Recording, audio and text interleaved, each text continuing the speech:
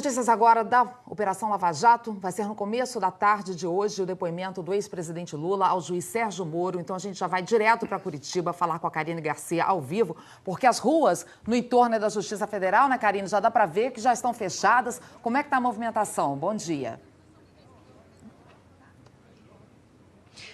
Olá, bom dia, Ana Paula. Isso mesmo, as ruas no raio de 150 metros já estão fechadas e por aqui só podem circular moradores cadastrados e a imprensa credenciada. Vai ser aqui que o ex-presidente Lula vai depor hoje às 2 da tarde. O movimento aqui no entorno da Justiça Federal, como vocês podem ver, por enquanto é tranquilo. Policiais federais fazem a segurança do prédio da Justiça Federal, que hoje não terá expediente. Todas, na verdade, outras atividades foram suspensas e apenas pessoas ligadas diretamente ao interrogatório do ex-presidente poderão entrar na Justiça Federal. O juiz Sérgio Moro também proibiu a entrada de celulares na sala de audiência. Antes do depoimento, a defesa do ex-presidente Lula teve pedidos negados na segunda instância. Um deles era para designar uma equipe independente para gravar o depoimento. O outro pedido era para suspender o interrogatório de hoje. O juiz Nivaldo Brunoni negou o recurso da defesa de Lula. Os advogados pediram para suspender os prazos do processo porque queriam mais tempo para analisar novos relatórios. Mas o juiz afirmou que os documentos foram anexados ao processo a pedido da própria defesa, mesmo não tendo relação com os contratos que fazem parte da denúncia. Essa é uma das duas ações da Lava Jato em que Lula é réu aqui em Curitiba. Quem primeiro apresentou a denúncia do triplex do Guarujá foi o Ministério Público de São Paulo, em março do ano passado. Como as investigações da Lava Jato já corriam no Paraná, o caso foi encaminhado para o juiz Sérgio Moro e Lula se tornou réu em setembro. Mas o caso é bem mais antigo. O condomínio Solares, onde fica o triplex, foi lançado em 2003 pela Cooperativa dos Bancários de São Paulo, a Bancop. Na época, a então primeira-dama, dona Marisa Letícia, comprou uma cota à parte do empreendimento. A Bancop passou por dificuldades financeiras e não concluiu algumas obras. Em 2009, a OAS assumiu o condomínio do Guarujá e o triplex ficou em nome da construtora. A acusação é de que ele estaria reservado para o ex-presidente Lula, como forma de pagamento de propina. Uma das provas apresentadas pelo Ministério Público é a perícia neste documento, da compra da cota-parte do empreendimento. Foi achada uma rasura. A cota-parte adquirida pela família de Lula era do apartamento padrão, mais barato. Mas, de acordo com os procuradores, foi reservado o triplex, de quase R$1 milhão a mais. E mais R$1 milhão foi gasto pela OAS em reformas que, segundo a denúncia, seguiram o gosto e as escolhas da ex-primeira-dama, dona Marisa Letícia, que morreu em fevereiro. Para os procuradores, além do triplex, a OAS também pagou pelo transporte e armazenagem de bens do acervo presidencial. Algumas caixas encontradas pela polícia tinham a indicação praia, em outras estava escrito sítio. Os pagamentos indevidos investigados neste processo totalizam R$3.700.000. Em março do ano passado, Lula foi levado para prestar depoimento cumprindo o mandado de condução coercitiva. Ele negou ser o dono do triplex do Guarujá e do sítio de Atibaia, mas confirmou ser amigo de Léo Pinheiro, ex-presidente da OAS. Nessas fotos, os dois aparecem juntos numa visita ao triplex. No total, há 2 inquéritos e 2 processos investigando o ex-presidente na Lava Jato em Curitiba.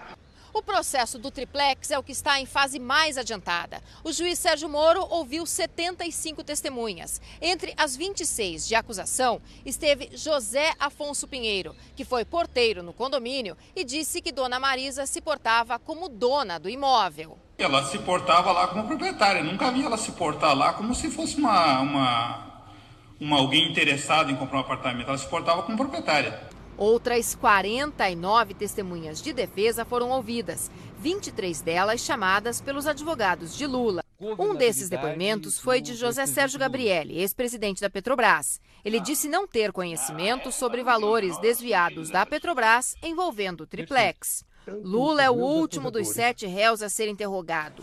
O ex-presidente da OAS, Léo Pinheiro, confirmou ao juiz Sérgio Moro que o triplex estava reservado para Lula e que o valor do imóvel e das reformas seria abatido de uma conta de propina.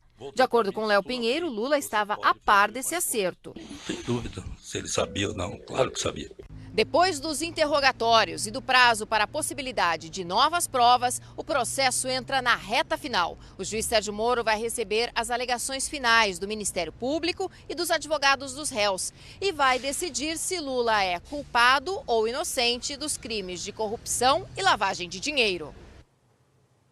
A defesa do ex-presidente Lula tentou ontem, com um processo, adiar o julgamento, mas foi derrotada no Tribunal Regional Federal.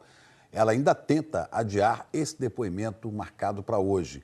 Vamos falar em Brasília com a Flávia Alvarenga, porque a defesa entrou com 3 recursos, no Superior Tribunal de Justiça. Flávia? Bom dia.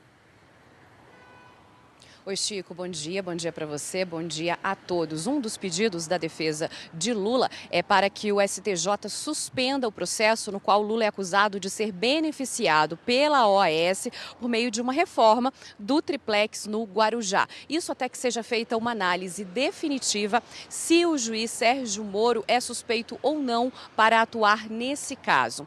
O outro pedido da defesa de Lula é para que o processo contra ele seja suspenso por 90 dias, isso depois que os advogados receberem uma série de documentos relacionados à Petrobras. Se esses 2 pedidos forem aceitos, acatados pelo STJ, o depoimento de hoje seria suspenso. Vai depender do que vai acontecer. E o terceiro recurso da defesa de Lula é para que o depoimento seja gravado por uma equipe independente. A gente vai acompanhar, portanto, a movimentação e o posicionamento do Superior Tribunal de Justiça ao longo da manhã. Chico e Ana. É isso, Flávia. Qualquer novidade que sair, chama a gente aqui. Vamos detalhar agora um pouquinho mais a situação, então, do ex-presidente Lula. Ele é réu ao todo em 5 ações penais. A gente acabou de falar dessa primeira acusação, que é referente ao triplex no Guarujá e ao transporte e armazenamento de bens, mas tem também uma ação penal em que Lula é acusado de obstruir a justiça ao tentar comprar o silêncio do ex-diretor da Petrobras, Nestor Cerveró. Na Operação Janus, Lula foi denunciado por tráfico de influência. Ele teria atuado junto ao Odebrecht para garantir o pagamento de 30 milhões de reais em propina para Taiguara Rodrigues, que é sobrinho da ex-mulher dele. O terceiro caso aqui, na Operação Zelotes, ele também é réu acusado de beneficiar montadoras com medidas provisórias. E, em troca, o filho dele, Luiz Cláudio, teria recebido 2,5 milhões de reais. Então, esse é o 4º caso. E na 5ª ação, ligada à Lava Jato, em Curitiba mesmo, Lula é suspeito de receber propina da Odebrecht por meio da compra de um terreno para o Instituto Lula. Vamos voltar a falar sobre o depoimento de Lula à Justiça, que vai ser no começo da tarde. A Justiça determinou a saída de apoiadores do ex-presidente de um acampamento montado lá em Curitiba, onde está a Dulcinea Novaes. Bom dia, Dulcinea. Eles estão acampados no terreno ao lado da rodoviária desde a noite de segunda-feira, mas ontem a Justiça determinou a reintegração de posse de parte do terreno e, pela decisão, os manifestantes têm que desocupar imediatamente essa área e também todo o terreno até amanhã de manhã. Os coordenadores dos movimentos sociais disseram que não foram notificados. Lembrando que ontem o Tribunal Superior de Justiça manteve a decisão de proibir acampamentos em locais públicos de Curitiba até hoje às 11 horas da noite. E lembrando também que neste momento aqui na região o movimento é bastante tranquilo, viu, Chico e Ana? Ok, obrigada, Dulcinea. E a Justiça Federal de Brasília também mandou suspender as atividades do Instituto Lula. Vamos falar de novo com o Fábio, porque para o juiz, há indícios de que o Instituto teria sido usado para discutir assuntos que podem ter violado a lei. Chico, esse é o entendimento do juiz que determinou aí a suspensão das atividades do Instituto. A acusação é de que o Instituto Lula possa ter sido instrumento ou pelo menos local de encontro para a prática de ilícitos criminais. Essa é a sede do Instituto Lula, em São Paulo. O juiz da 10ª Vara de Brasília disse que há indícios de que aí tenham sido discutidas, inclusive, formas de atrapalhar as investigações da Lava Jato. O juiz Ricardo Leite descreve que o próprio Lula contou que chamava pessoas para conversar no Instituto e sobre inúmeros assuntos, sem agendamento das conversas nem transparência das atividades. O juiz disse ainda que o Instituto Lula, mesmo que desenvolva projetos de intuito social, possa ter sido instrumento ou pelo menos local de encontro para a prática de vários ilícitos criminais. Em outro trecho, o juiz reforça que tem indícios abundantes de que se tratava de local com grande influência no cenário político do país e que possíveis tratativas ali preparadas fizeram surgir várias linhas de investigação. Entre as citações do juiz tem um depoimento de Léo Pinheiro, da construtora OAS. O empresário tinha contado que discutiu sobre propina com o ex-presidente no Instituto Lula. O juiz citou também que a Receita Federal já tinha multado o Instituto por desvio de finalidade e concluiu que as atividades do Instituto Lula têm que ser suspensas. O juiz aqui de Brasília disse que a Polícia Federal de São Paulo deve cumprir a decisão dele num prazo de 3 dias depois da notificação. O Instituto Lula disse que ainda não foi notificado oficialmente e que, quando for, os advogados vão avaliar as medidas que vão tomar. O Instituto disse que tem histórico de transformação social. Falou que promoveu debates públicos dentro e fora do país, reuniu, entre outros, estudiosos, acadêmicos, representantes de movimentos sociais e que compartilhou sua produção com a sociedade em eventos e publicações. Ontem, em Curitiba, o amigo do ex-presidente Lula, José Carlos Bunlai, prestou um novo depoimento e falou também sobre o Instituto Lula. A ação apura se o ex-presidente recebeu propina da Odebrecht por meio da compra de um terreno em São Paulo, onde seria construída a sede do Instituto. Bunlai disse que conversou com dona Marisa Letícia sobre a compra do terreno.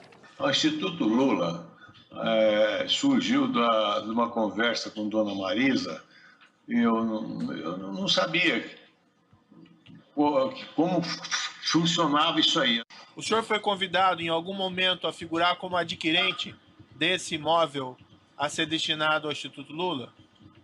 Há um tempo atrás, antes do evento desse documento, cogitou-se, eu não tinha condição financeira e a partir daí houve um afastamento da minha relação com qualquer conversa a respeito disso. Quem consultou o senhor?